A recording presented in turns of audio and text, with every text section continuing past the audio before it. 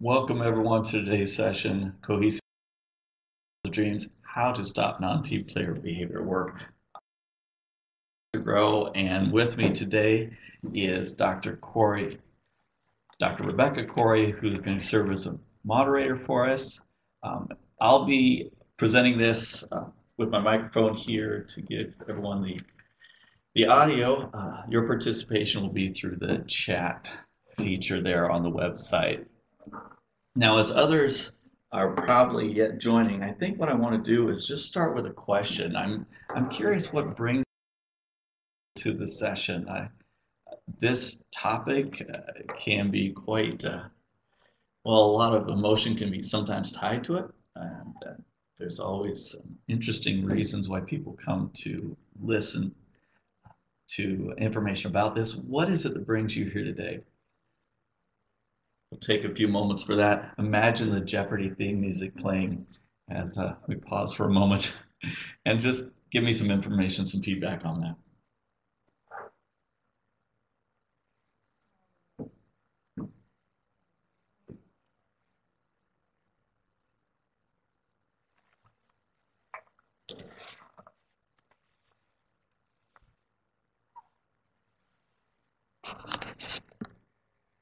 Looking for tools.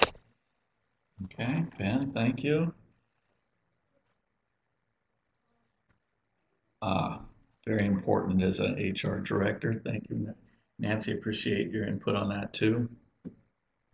Oh, former city person, awesome.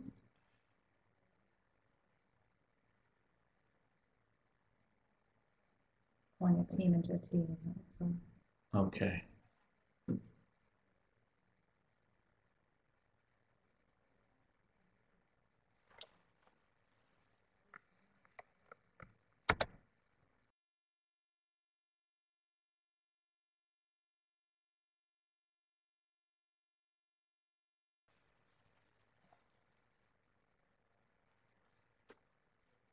Wow, Brianne, you have my sympathies.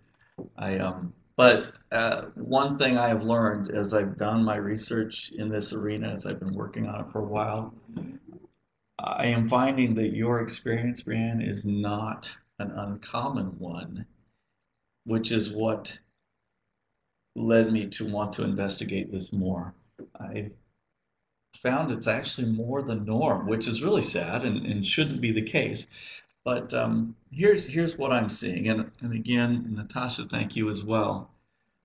We're going to give you some ideas for how to work with people who seem to have other things on their mind besides accomplishing things effectively with other people on teams. You know, it's interesting to me. I think of it in terms of sports and in terms of music groups as well. These are areas where, especially at the profession, people have to be with each other. They have to their efforts and they have to execute in expert manner. To do it pretty much on a basis, certainly on a weekly basis, if that's how often their teams compete.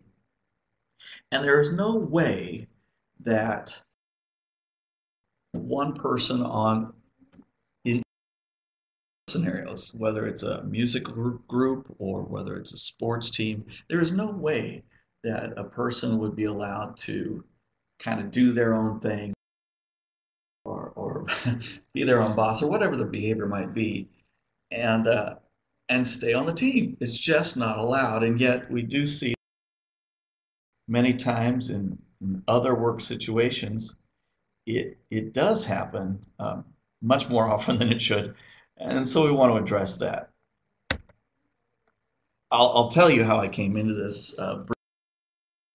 I used to teach communication classes for national seminar companies, and I was traveling the Western United States quite regularly, and in those sessions there would be a section of dealing with difficult people, communication with difficult people, and within those sections the question would always be asked, what if the difficult person was the boss?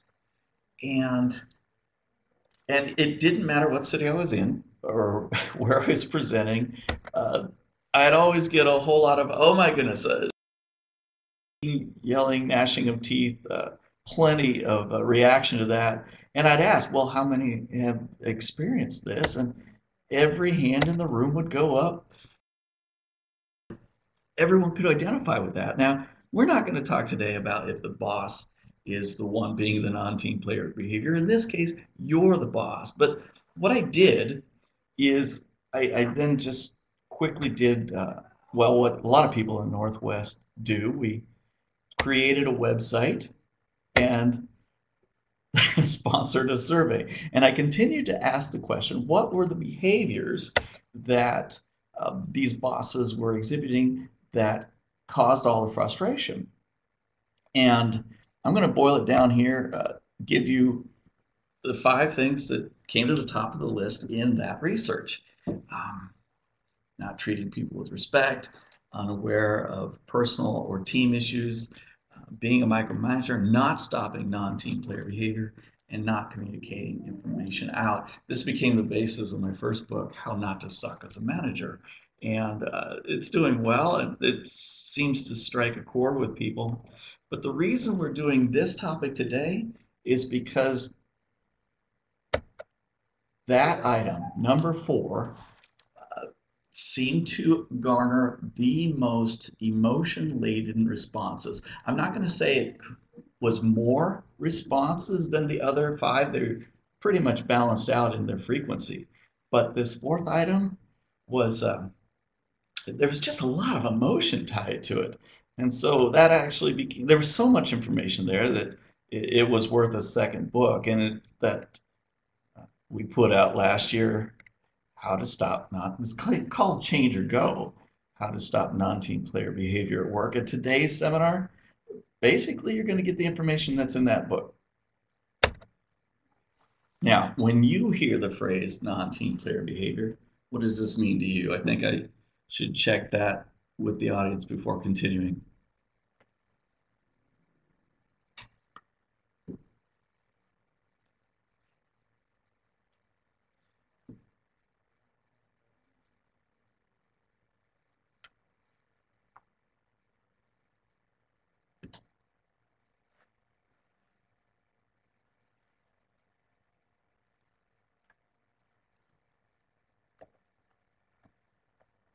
Yeah, Lynn and Wendy, you're hitting it. Certainly these concepts apply. Doesn't understand or doesn't want to maybe adjust a bit to whatever the culture of the team might be. Yes, those with their own agendas. Thank you, Catherine. That certainly happens as well. And then there are those lone wolf people, those who just they don't get that they're on a team, not interested in working with others. All of these things are commonly mentioned, and thank you for bringing these up, because there is a lot. And look, here's a quick list of those that are also, well, and you're mentioning now, so I'll just reiterate them. There are the liars, the credit takers, the lazies, the crazies, the sarcastics, gossips, the users, the abusers, passives, and there's the aggressive, and the passive aggressive. Let's not forget them. And all of these are distracting to the team efforts, right? There's no question about that. They're demoralizing the others on the team who want to be doing, their best. Can't, because again, it's distracting, and not seeing him lead, take charge is, well, it's bad happening, but if a team leader doesn't take charge to stop it, that's even worse. So I'm so delighted to have so many here in the session today to just learn one strategy that might be able to help. Of course, it's also hampering the team. There's plenty of reasons, even our own personal experience knows this, that these things can happen when all those behaviors are exhibited. It's amazing how just one person, even on a large group, can really bring down the effectiveness of the group. Talk about hashtag crippled teams, right? This is where we'll find this kind of behavior. Fast, when we can get control of these teams are able to focus, rather than demoralize. They find everyone on the team fairly, and it isn't just being hampered. They are in fact, because they see that the team to act as a team, much more cohesive. So the question is, how do we get to that? And my answer is that you use a systematic approach. That there's now, of course, people are going to have to adjust their approach depending on unique situations. But here's just some suggestions. One suggestion that at least a general approach that might work for you and for others. 3 steps. Create a team agreement, apply the team agreement, and regulate the team member behavior. Now, I'm going to go into each one of these individually, and you'll note there on the left that CAR is the acronym that can help you remember these 3 steps. We're giving you a vehicle here, a vehicle to go from your current situation to maybe a better one. And I know it's worked. Plenty of people have told me that it works for them. I hope this can work for you as well. Again, certainly, if not the whole system, then some elements should be helpful for you. When it comes to creating a team agreement, my definition of team agreement, there's 5 elements there, and they're listed here on the slide for you. I don't feel a need to read them out loud, but I'm going to ask why would it be good in a team agreement to spell out what the organization's mission and vision is? Somebody hit me with an answer to that.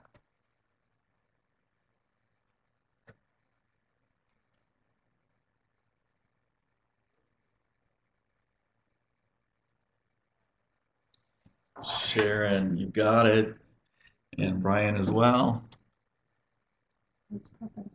Yeah, it does add the purpose and it provides direction. You'll notice that the second item on the list is team mission and vision, and that's not by accident. When as parents, when we work with our children, the children will sometimes ask, why do I have to do this, right? Or why do I do that? And a parent might think it's okay to say, because they said so, right? Well, that doesn't work with adults, and recommend that approach. And we usually want the why. So this is a way the why here. I find it very common. Organizations can't realize what their own organization's mission and vision is. So I always think it's a good idea for team leads to remind their own people what the large organization's mission and vision is. And then, of course, tie the team's mission and vision to that. How does our team level work tie into the larger organization? Again, it's all about, as Tim says, making clear goals and what direction we're going. Thank you for that. It's important, and this is why item 3 is what it is, to keep people of the tasks they are doing, the job-specific regular actions that are happening, and again, how they tie into the mission, both at the team level and the organization. I think sometimes people confuse being busy with being productive, and spelling out the actions that the team should be doing in line with what the mission is can sometimes help eliminate those things that aren't particularly helpful for accomplishing the mission. Now, item 4 is a matter of as we're doing these job-specific tasks, what are the behaviors that we expect to see among team members, and what are the unacceptable behaviors that we do not want to see? Now, item 5, following the team agreement, is, we'll get to it in a bit, but I want to dive into item 4 more specifically now. And I'm going to ask a question. What behaviors would you expect team members to demonstrate on a regular basis?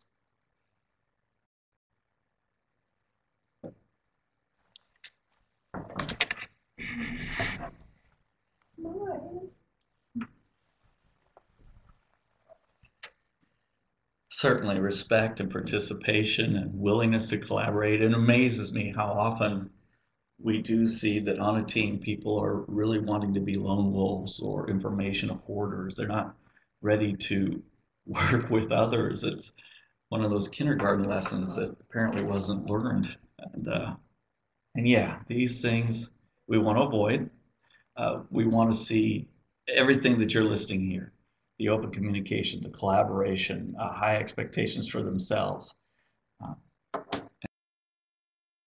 to a willingness to learn. Personally, I've always been of a mind, I'd rather know than not. Something is, if I'm not doing something quite the way it should be, I'd rather know. And I've said this many times, surprises are great for birthdays and holidays, but they really stink at review time. So that's my attitude, and that's what I teach my teams that I work with, that if I'm going to share information that might be of a corrective nature, it's always done with the best of intent. Got the right list here. I mean, but certainly all these positive elements are what we normally among those things we would expect to have with cohesive teams. Now let's look at the other side of this coin. Behaviors you would consider unacceptable.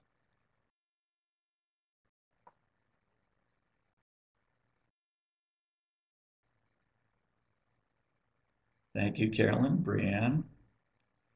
Very true.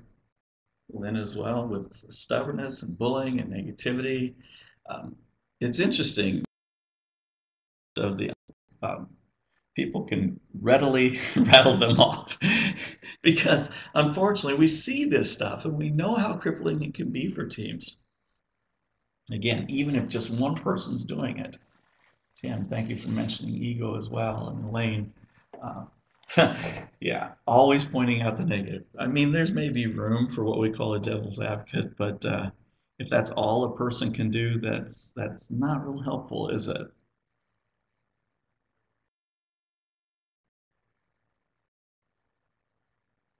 These are very interesting responses that are coming through. And I'm guessing that these are tied to experiences you've had or maybe currently having, and to be true, to be sure, they all apply. Here's a list of things that typically come up, by no means exhaustive. You've even mentioned them already, in fact, but just to give you an idea, a few more ideas, many of which have already been said. On the expected side, some members, some teams put together a team agreement that talks about everyone should have each other's back, so to speak. And on that, unacceptable, these things can be very job specific. If a job or work situation is one that's tied to being there on time to get started, then obviously it will list being late to work is not acceptable, right? And some job situations are not that way, but you write in what applies to the specific team. Now, I want to throw out some caveats here. Well, before I get there, let me suggest a way to end these lists. So whether we're talking about the expected or the unacceptable lists, you'll want to write in something like this: any behavior that encourages helpful, cooperative, and more productive results for the team. And of course, on the unacceptable side, it's anything that hinders this. And you know why I'm suggesting this is because there's no way, as you're creating a list of expected and unacceptable items. There's no way you're going to be able to list them all. I would suggest you stick to 7 to 10 items. That's manageable. But because there's no way you're going to be able to list them all, put in this other element as the last bullet on each list. Because as you mentioned, game players are one of those types of behaviors that it's non-team player oriented, right? And if you don't specifically list it, somebody might say, well, it's not on the list. Guess what? This last item puts it on the list. And who gets to decide whether it's hindering team productivity or not? The team lead decides. So if you are a team lead and you have these issues, again, with game players or others who are just not interested in going along, you have an answer for that. Now, I didn't start with these cautions, but now that I've spelled out what the first, I am things to keep in mind as this first step. I'll say don't skip. Teams are together. Unfortunately, in the work world, and so we'll say, you know what, who knows what they should be doing it. Say create this anyway, and the reason is you're not doing it for your current. People move on, team members change, organizations change, and so who's working together in 1 month or in 1 year won't always be there. So you create these things for the times when they're needed, before they're needed. Also, I'll recommend involve team members if possible. Sometimes teams are so dysfunctional that putting together these two lists in particular, item 4 on the team agreement makeup list, that they just won't be interested. Yeah, Sharon makes a great point. Forgive me, I was just reading, how can you not include team members if you're expecting buy-in? And that's very true. What I was going to say is sometimes team members are so dysfunctional that working together to create anything is a challenge. And in those situations, I've usually had success or seen success with making a assignment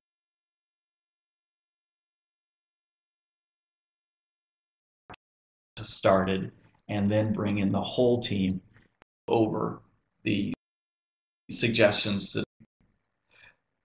I will also say in times where you're difficult people who just aren't interested in being team players, the moment you start this process, you are likely to find some challenge to this process. People who play games know one thing, that they can get away with playing games as long as nothing concrete is in front of them that says these games must stop. Now, you're not using those words, but you're creating an environment. The idea is to create an environment where you're looking for the most coherent situations, which means, by definition, all that we've already listed, the bullying, the backstabbing, the politicianing, the lying, the informational hoarding, all that's going to go away. And the moment you start calling this out and you put it on don't send it out by email, you document for people to file. Put it on posters, on walls in your work area, or you set it as part of the screensaver on the corporate machine, whatever it takes, so that this information is widely known after it's created. So you make this happen, right? And it becomes clear. These are accepted, expected behaviors. These are the unacceptable ones. And then you stay the course. Step 1 is just that, step 1. It's not something to do when you're done with it.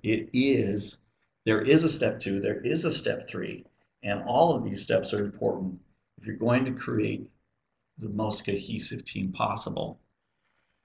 Now, I'd also say that it's important to highlight the fact that through this whole process, as you begin this with your teams or with other teams, whatever the case may be, that you're doing this for the purpose I've already said. You're looking to create the most cohesive teams possible. You are not out to get anyone. You're looking to increase everyone's professionalism for the good of the organization, for the good of the team, for the good of the organization. And who can argue with that? All right, if you're looking to help improve both themselves, they're on, and the organizations you work for, I just don't, I've never heard a reason not to do these things. Again, you might have people, the moment they see this start to develop, will the need for it. People are the ones who understand why this is happening. Time to stop what's going on. The only way is being very specific about it not being allowed. But your purpose is not personal, professional. And with that, you should have the support you need to move. Do it as a whole group if you can, to a sub to. If you have to do it yourself, I wouldn't recommend it. It's not, but I know that sometimes even that is where you have to start before you bring it to a group. You do whatever's best for your situation. Now, let's get to the second step, which is to apply the team agreement. It's been made. It's been created physically in a way that you can post it on walls so everybody sees it in every area they work. Your next steps are 2 steps. Recognize the expected behaviors and address the unacceptable ones. Let's get to the first one. And I'll ask again a question of the group. What are ways you like to be recognized? When you've done something well or you're doing something well, how do you like to be recognized for that?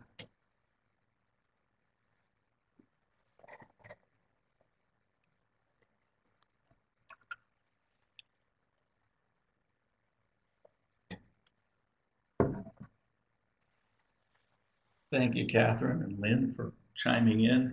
Yeah, simple thank you is nice. A direct statement, public recognition. Some people are wild about that, but you need to know your team members well enough to know what works best for them. Some suggestions I speak of regularly are using thank you notes. It's, I think, a lost art in many organizations to actually grab a paper thank you note, write something by hand, and present it to that person. Of course, rewards and incentives are also possible. Signs or certificates, things you can crank out on a printer and hand to the person in a team meeting or an even larger meeting. These are things, just like Catherine says, they're great, but not for everybody. So check your individuals, know who you're working with. Financial bonuses, if we're talking about really big things, if your organization has that an option, nothing says, nothing means more than cash sometimes. Nothing says I appreciate that more than a cash reward, right? But be cautious about that. One book I'll recommend is titled What You Did, and I Know Who You. It's written by Janice Allen, and the whole book is around this topic of giving recognition, which I think most, I mean, some people might be shy about it, but it's true. That which we want to see, if we call it out and encourage it, tends to be seen even more. That's human nature. And that's what we want to do when it comes to encouraging the expected behavior. When you see it, you call it out and be very public about it if you can. Now, let's talk unacceptable behaviors. Here's where a lot of people have a challenge. I totally get this. There's a lot of people in management positions, a lot of people in general are not about challenges. It can create friction. It is not talk with people about something that maybe they aren't doing as well as they could, or something they're doing that they shouldn't be doing. And some types of non-team players are very cognizant of the fact that they don't mind confrontation and other people do. And so they'll continue to do what they're doing with the expectation that others won't call them out on it. All right, this is just bringing some of my own experience into this. I see how people behave, and I've watched how their managers let it go. And everyone on the team, including the manager, knows that it should be addressed, but it's just not.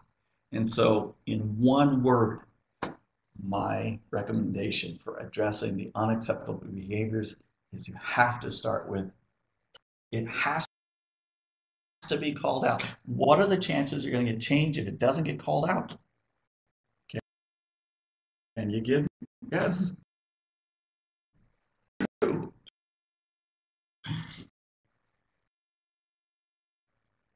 Nothing unless we have a conversation.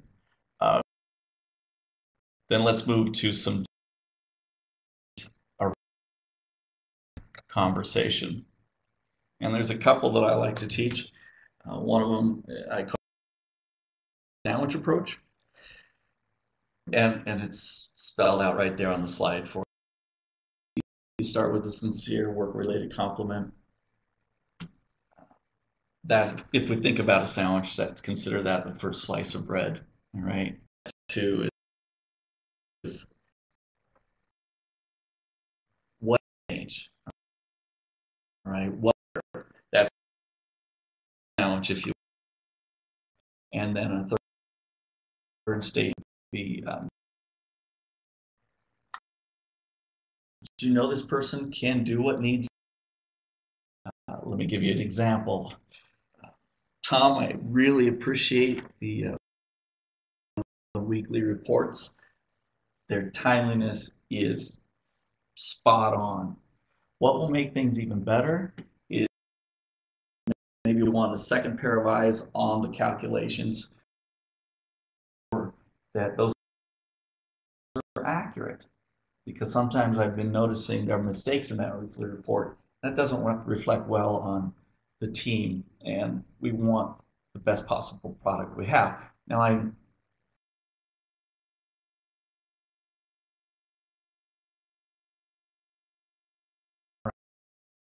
right, so there's an example for you.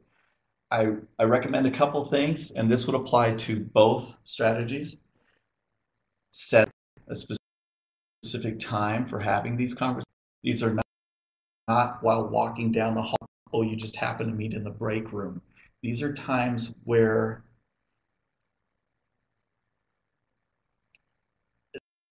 the individual speaking to has to be very clear that this is important. And so a set-aside reserved time makes that statement the loudest. I'm not even sure I'd put it in, perhaps during time. It has to be out so that it's clear that it's important. On the build, after giving that first sentence, I would not, do not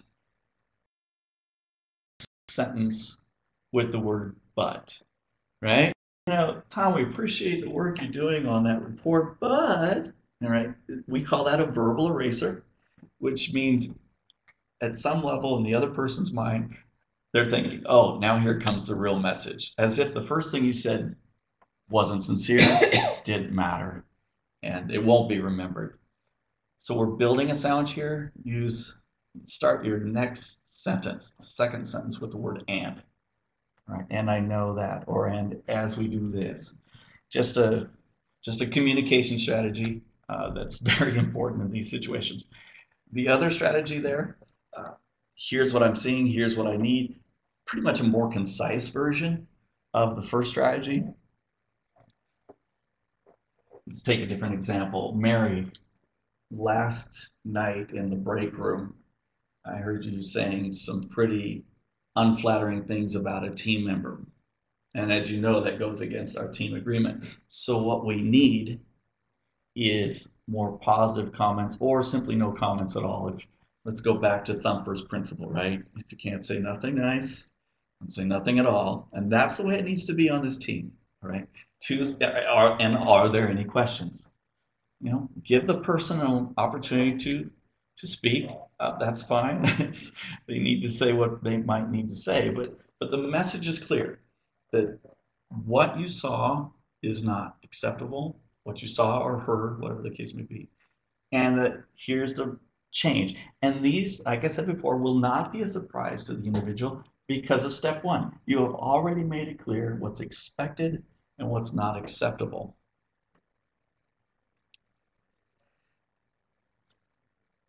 Let's see, Sharon's got something I'm reading through here. Right.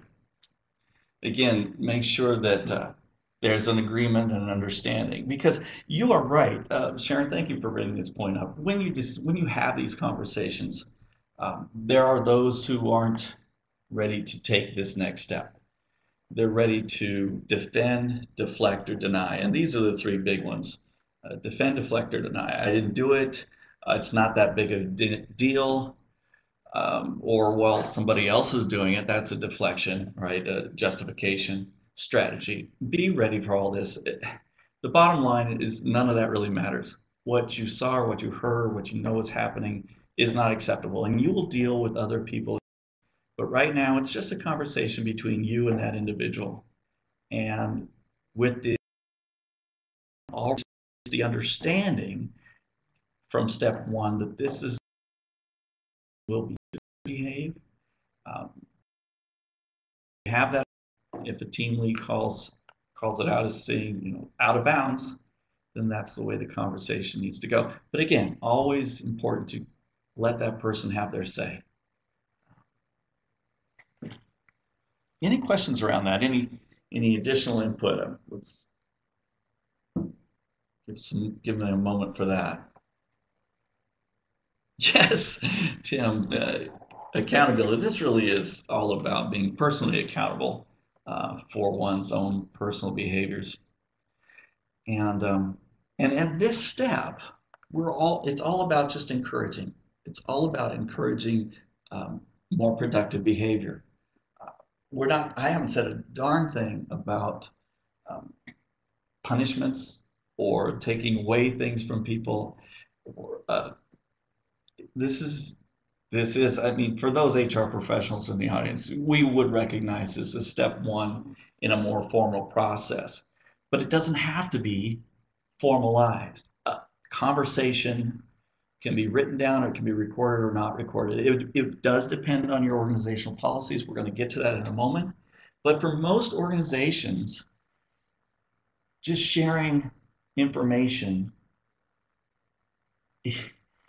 is okay without having to make it a record of it put in somebody's file.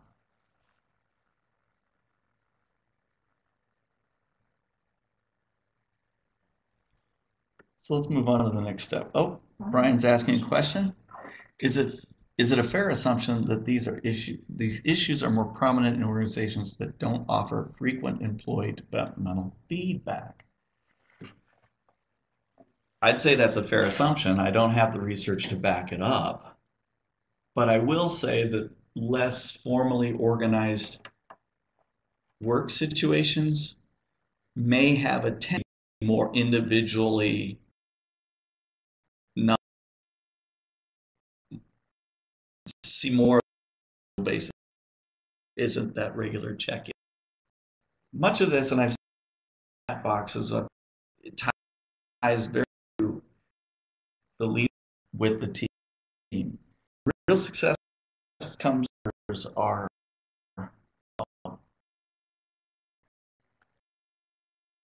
now. Let me give you some words of caution. In this step, the time to respect and trust is not in this moment. When these conversations are needed,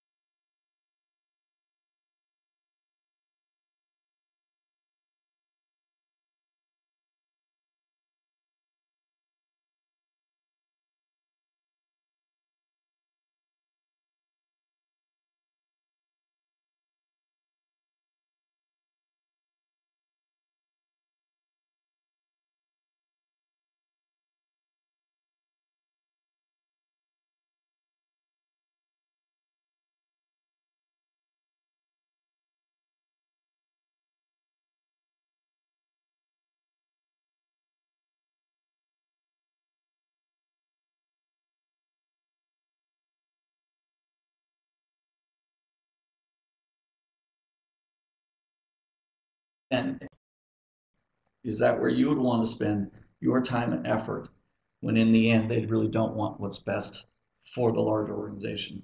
Just something to think about. Those are the three doors. And again, these are questions you get to decide before you start down this road. I would recommend a team agreement in any situation. How much you apply this to specifically with certain individuals, if there are certain connections or other things going on, that's your call. It boils down to three choices. All right, in the third step, regulating team member behavior. I don't like the word regulating because it suggests controlling. But at the very least, you have to monitor, you have to watch, all right? And so find a synonym that works for you. But the important point of step 3 is that after having the conversations, whatever conversations they may have been, you don't go back, you don't relapse, all right? Maybe things got better for a while, a few weeks, a few months, maybe even a year. And it's possible that after that much time, when somebody's behavior is so ingrained that they just have a hard time changing habits, you might have to have another discussion. But if that discussion has to be every week, then there's a problem. And we need to move to step 3, because just talking more isn't giving you the change that's needed. We have to move to a third step. And first, the standard order of things in any organization. You have the conversation, you make the documentation. In other words, you write down the fact that you had a conversation, and then you assist, encourage, and help. Well, for wherever you're at, you need to follow the organizational policies. That's step 3.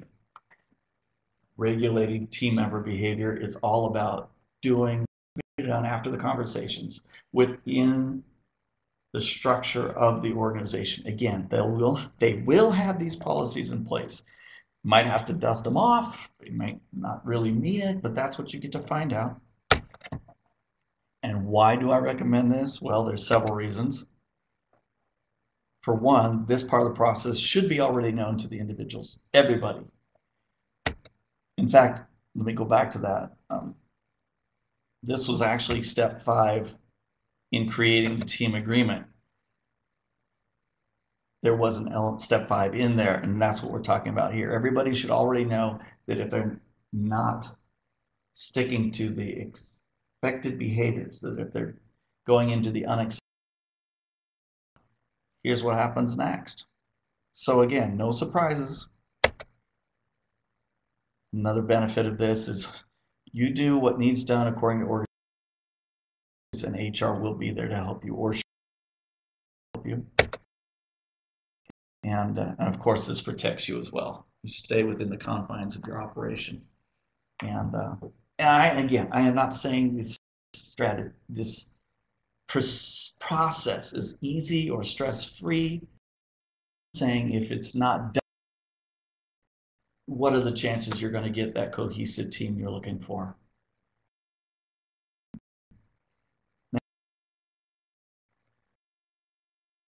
I should mention school resources that this event is hosted by the City University of Seattle School of Applied Leadership. We do offer doctorates in leadership, so master of education in adult learning certificate programs as well, and it's 100% online. More information about that, cityU.edu. Presented all kinds of information, come at you kind of fast. If you have questions,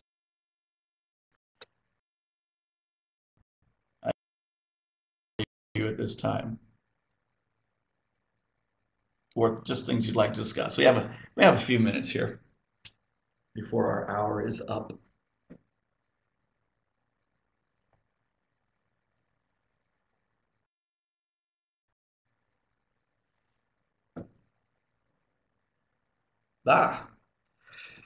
We have,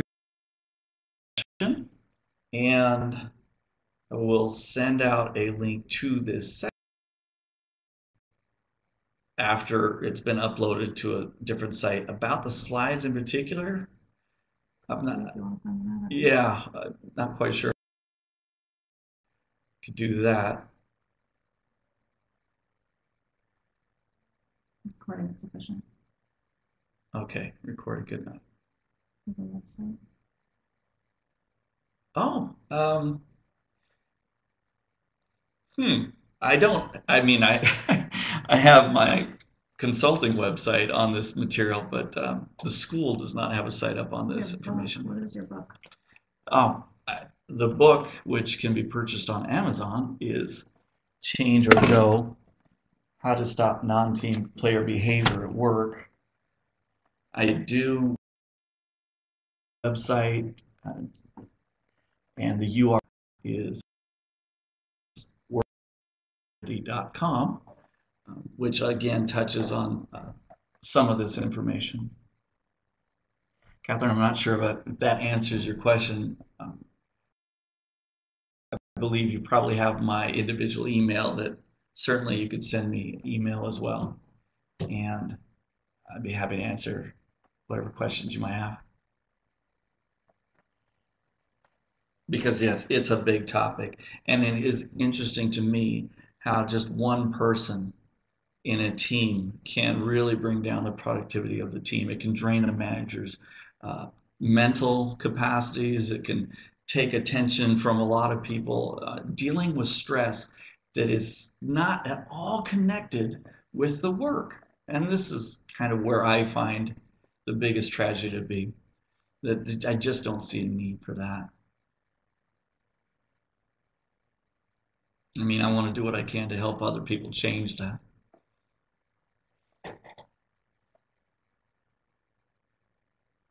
That's right. That is a start.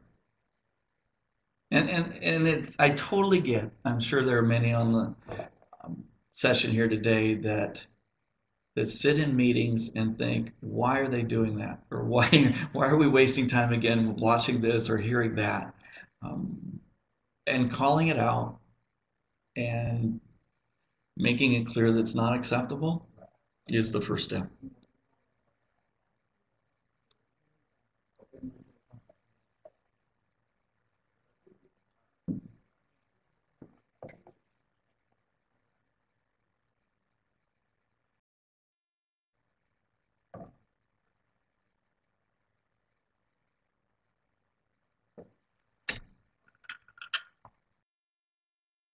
We're just on audio. There seem to be several people typing in right now, so I'm just giving that a moment to process through the system.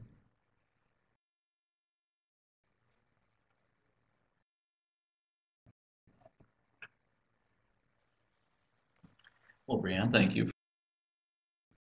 Appreciate your input.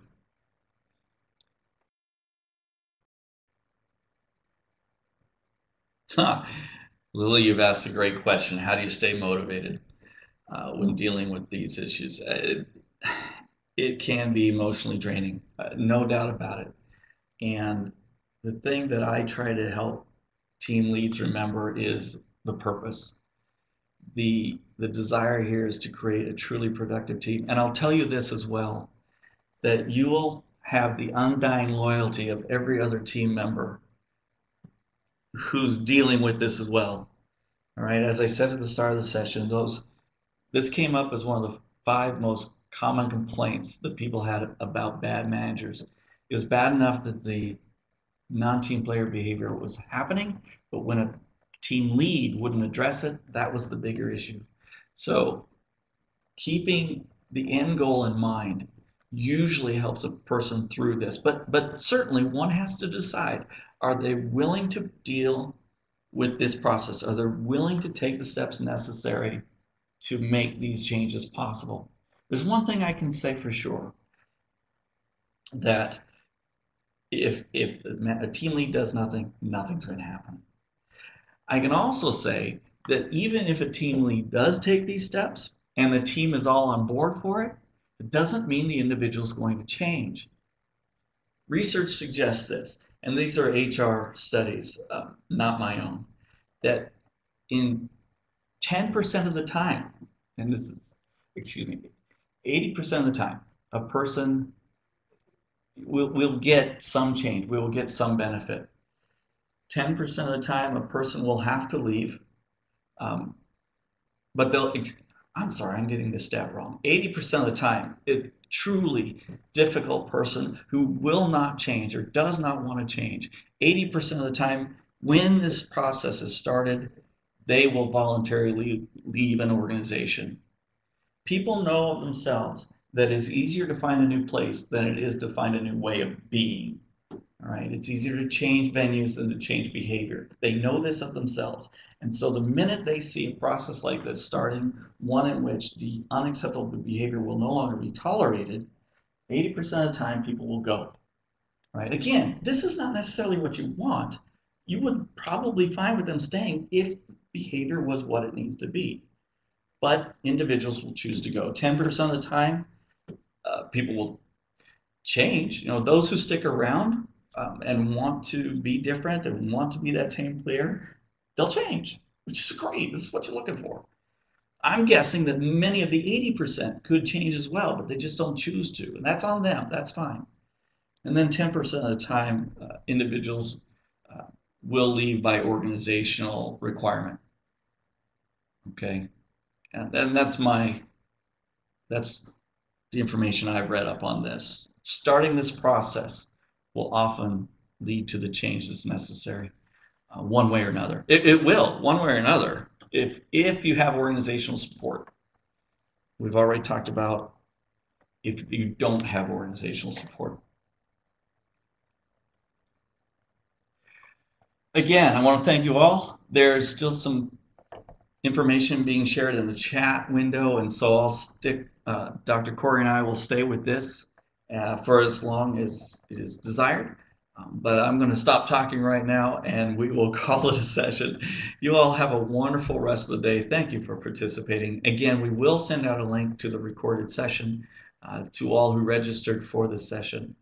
And, thank you again for being part of this session here tonight.